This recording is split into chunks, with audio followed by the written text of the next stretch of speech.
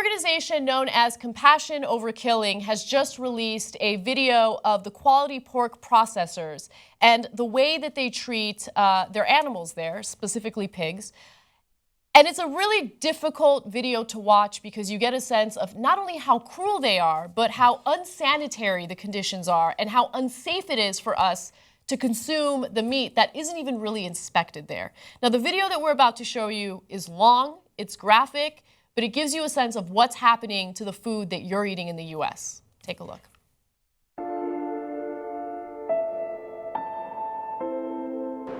This video was taken inside a USDA-inspected slaughterhouse that supplies Hormel.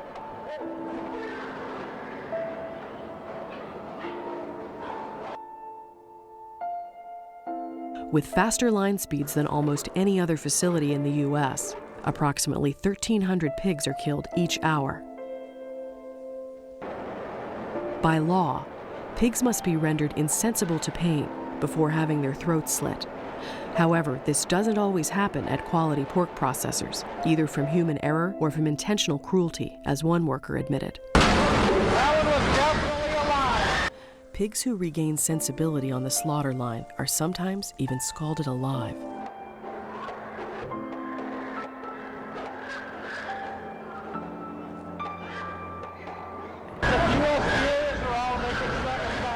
One facility supervisor, responsible for overseeing the stunning of animals, was caught sleeping on the job. Other supervisors were caught cheering as a pig was improperly stunned.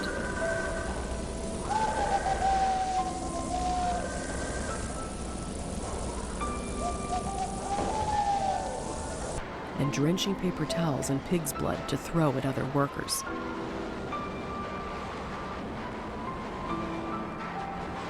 Our footage also shows numerous potential food safety issues, such as animals with prolapsed organs being processed for food, as well as countless pig carcasses riddled with pus-filled abscesses and covered in feces.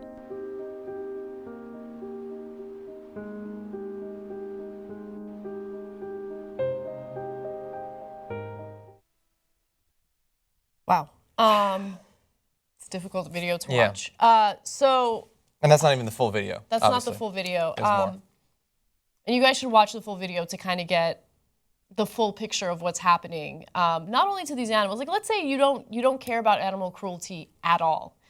Keep in mind that that food is unsafe to eat. And the reason why this expose is so important is because this particular factory was part of a pilot program that would allow the organization or the company to self-regulate, okay? Yeah. They decided that maybe self-regulation is a better idea. Yeah. And that's the core of libertarian ideology, right? Just let the free market decide, let people self-regulate, you know, we're inherently good, we're gonna do the right thing. No. No, we're gonna give you pus-filled hot dogs. That's what we're gonna give you.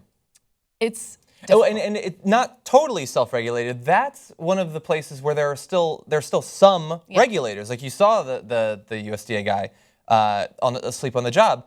Like what they want to do is get to the point where they don't have any of that government regulation. Like this is what they do at the place where the government is still around, sort of. Yeah. Can you imagine what they would do if there was nobody watching? Like, do you think they wouldn't? In the full video, they show there's pigs that can't walk. And you're supposed to inspect, apparently on every pig, I'm amazed that this is law, you're supposed to inspect all these different parts of the pig for different kinds of disease.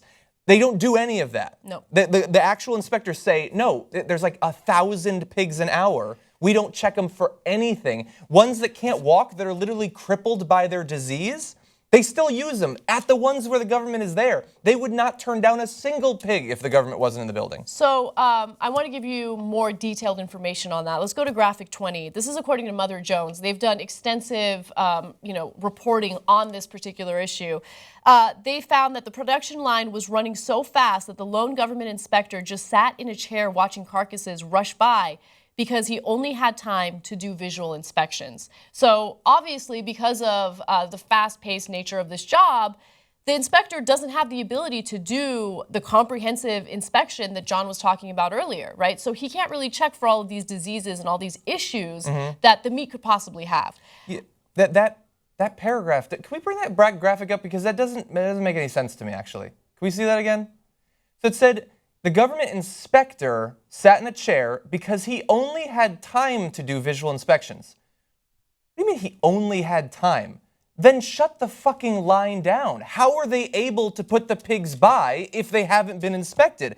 It's like he's like, I would like to check for disease. Yeah, buddy, if you can. How is that how that works?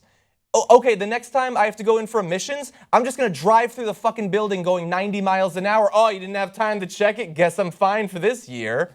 This is the only industry where government inspections are optional, if we can fit it in. And also keep in mind that the USDA is, a government-run program that was in favor of trying out this pilot program that would allow these companies to self-regulate. And it was suggested by, Go ahead. No, you say it. Go by ahead. the head of Hormel, one of the companies who owns the factories being used in the program. I think he has a vested interest in running it in a particular way. So again, it comes right back around to an issue that we talk about quite a bit on the show, and that's money in politics, right? I know that it becomes cliche because we talk about it so much, but it's true. It impacts every single facet of our daily lives, whether it's the food we eat, the amount of money we pay in taxes, the way we're treated at the workplace. It all goes back to money in politics.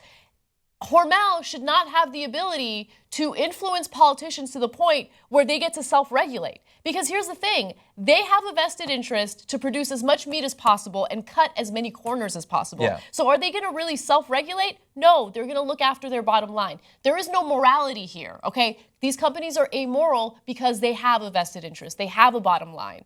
Yeah, there should be as many inspectors there as there need to be for the speed of the line. If you're going to race the line by, there should be 10 inspectors, 20 inspectors. They should be paying for them. And I understand that would raise the cost of meat or whatever. That seems like an okay trade-off if you're not going to have meat that's filled with disease and shit.